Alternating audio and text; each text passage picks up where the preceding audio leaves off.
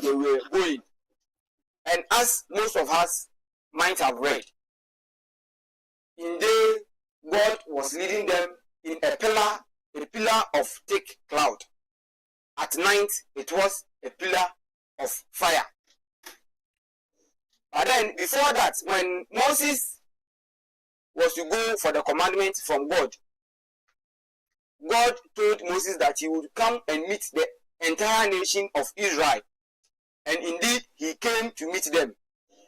When he came, they saw God sitting on Mount Sinai as a thick cloud of darkness, as a tender rumbling, and as fires and spark of fires. When they heard God speak this, when he spoke for 10 times, when he gave them the first 10 of the commandments, as I love specifying, that the commandments God gave them were not just 10. But then, as he spoke, and then he had given the first 10, the people saw how fearful God was, how fearful God has represented himself on the mountain. And then they were afraid. Instead of taking the fire, the rumbling, the clouds as a protection of the Lord, they were rather afraid. So they told Moses that, go up onto the mountain, go and listen to what God will tell you. When you come and you deliver it to us, we will listen and we will do as the Lord has told you. And then Moses went up to the mountain, into the clouds, where the presence of God was, leaving the crowd, that is the people of Israel, behind. And those of us who have taken our time to read through the accounts, we get to see that as Moses was on the mountain, receiving the entire commandment, when we read Exodus chapter 25 verse 31, we get to see that God told Moses to come up the mountain and leave the people behind. When he was there receiving the entire commandment, what the crowd was doing is they were sinning. They had told Aaron, the brother of Moses, who was the priest at the time, that they needed something to worship, something that they can see. So as Moses was with the cloud, Aaron was with the crowd. As Moses was with the cloud, that is the presence of the Lord, Aaron, the priest, was with the crowd. And the presence of the cloud meant the presence of God. But then the people mistook it for fierce judgment upon them. And then they went with the crowd. So as God was giving them the commandments, as God had already given them 10 of the commandments, and then Moses had gone for the remaining of the commandments, they were just breaking the very first commandment that was given to them. Today is probably our last Sunday for this semester, not for the year. And I have a question that I want us to answer in our head. Have we been with the cloud, or we have been with the crowd? Have we been with the cloud, or we've been with the crowd? I remember one of our days, there was a program hosted on campus. And then during that program, the very next morning was a Sunday. Some of us went to the crowd. And then the following Sunday, they were not with us, the crowd. When we asked them, they said we went with the crowd. And so they couldn't come to the presence of the cloud. And when we continue reading the accounts of the EXODOS, what we get to see is about more than 3,000 people died when God told Moses to return to the people. He told him that those who were worshiping the idols are to stand in between, in the middle of the congregation. And then the Levites are to take their swords and kill all those people. And even people that they saw that they were part of the worshiping of the idol of Aaron. So have we been with the cloud, or we've been with the crowd? If God is to come today as members of the Lord's church, if God is to come today, if He is to send the Levites today to come with their swords out of its shears, will we die or will we still live? If God is to come today, as we know, Judgment Day is near, close, but then we don't know when. If God is to come today, will we be counted to be with the cloud or the crowd? And the crowd, I mean the world. The crowd, I mean sin. The crowd, I mean the absence of God. If God is to come today, where will be our stand? When we read Numbers chapter 24, verse 10 to 15, when during the accounts of the Israelites, they got to a place and the people over there had heard of the Israelites. Oh, these people, they are people of the Lord. When they come, they will come and devour you. They will come and seize your lands. So the king of that place, Balak, sent for Balaam to come and pronounce curses on the people of Israel. But then when Balaam got there, because at the moment the cloud of God was with the people, he couldn't pronounce a single curse on the people of Israel. I'm repeating this. Balaam came about 4 times, and then the aim was that he is to come and pronounce curses on the people of Israel. But then at that time, the people of Israel was or were with the cloud.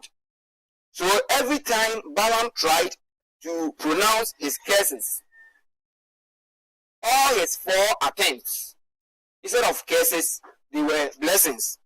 And then when you read to the end, Balak, who is the king of Bapue, who told Balaam to come and curse the people, he took him and he said, I had picked you up so that you will come and strike curses against the people. But then you have blessed them these times. Therefore now flee to your own place. I said, I will certainly honor you, but the Lord has held you back from honor. The Lord had not heard Balaam from honor, because Balaam had done what the Lord wanted him to do. When you continue reading to verse 25, you get to see that Balaam, wanting to be with the riches that Balak has promised, went to advise the people of Bapur that we know that these Israelites, they are with the clouds, they are with the presence of God, they are with God, so they will not sin. We cannot curse them. But then there's something we can let them do, and that's when they do that thing, the presence of their Lord will leave them.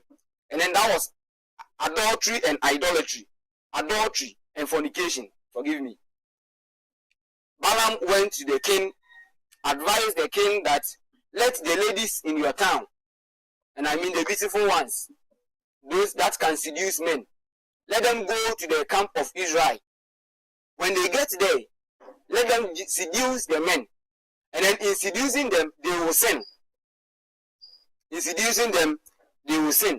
And Leviticus chapter 20 verse 10 tells us that the law that God gave to the Israelites, He included that they are not to go on sinning in the way of adultery and fornication. So those of us, when we go and then we preach outside, and people will quote to us, oh, Solomon had about this number of wives, David also did this, and then they will quote a lot of things for us. They will quote Abraham and the rest. I want us to put at the back of our mind that adultery was punishable by death. When we read EXODOS, there's an example over there that those people who were practicing adultery, the first person that I find who was caught in the Bible was punished by death. So these people went to the Israelites and then they seduced them into adultery and then fornication. The end of that story was because it was a sin against God, God killed some of the Israelites. He killed the men of the Israelites who had fornicated with the people of Bapue. And then when you continue the accounts, because God was with the people, he told the people that, thank you, he told the people that, stop this. But then the men among you who have done this grave sin, kill all of them. And then in that day, about 2,400 people were killed for sinning against the Lord.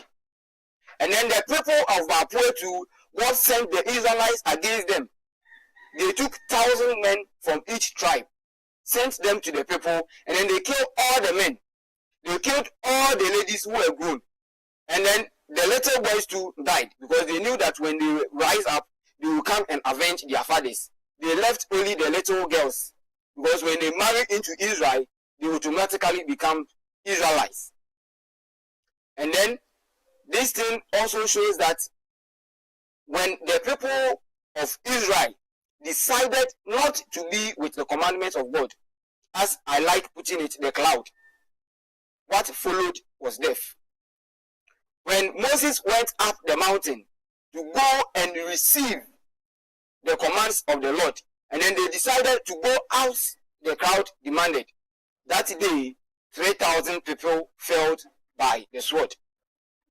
So today is an encouragement to all of us. It's a question to all of us to sit up. We all have to sit up. When you look at our numbers today, this is about half of us. We understand some of us who have gone home. Others are also in the hostels and then they are sleeping. And then these people, when you call them, I remember I had a conversation with one of our brethren, and she told me that as for her, she learns at night. So when it's time for her to wake up and come to church, she can't wake up. Why? She's with the crowd instead of being with God. How many of us are here that we don't learn? We all learn, but then we still try to come to church as early as possible. Today, Nanaminta tried to wake me up about 5:20, and as I was also bathing. So the moment I go to my door, I heard the phone ring, and then I decided not to answer the call because it was just waking me up. And then at that time, I was also coming to prepare for today's church service. The long and the short of today's sermon is, are we with the cloud? Are we with the presence of the Lord? Or we are going with the crowd? When we wake up and we are planning our activities, do we plan that we walk with the presence of God? Or we plan that we walk with the social norm? We walk with our normal day-to-day activities. And then when I say normal, I mean some of us, we've tried to make it normal to walk with the Lord. But then those of us who have not tried or who have not make it normal to walk with the Lord, today is a time for us to start changing. I know we can't change by just a day, but then we can start changing. When Samson, the strongest man we know according to the Bible, was to be born, the prophecy about him was he will start to deliver his people from bondage. He's to start the delivery, but then he was not able to finish the delivery. Why? Because he was with the crowd instead of the cloud. Where Samson wanted to go, he was advised not to go there, but then he wanted to go there. He went there, and we all got to see the end of Samson. It was death. We can cite a lot of other examples.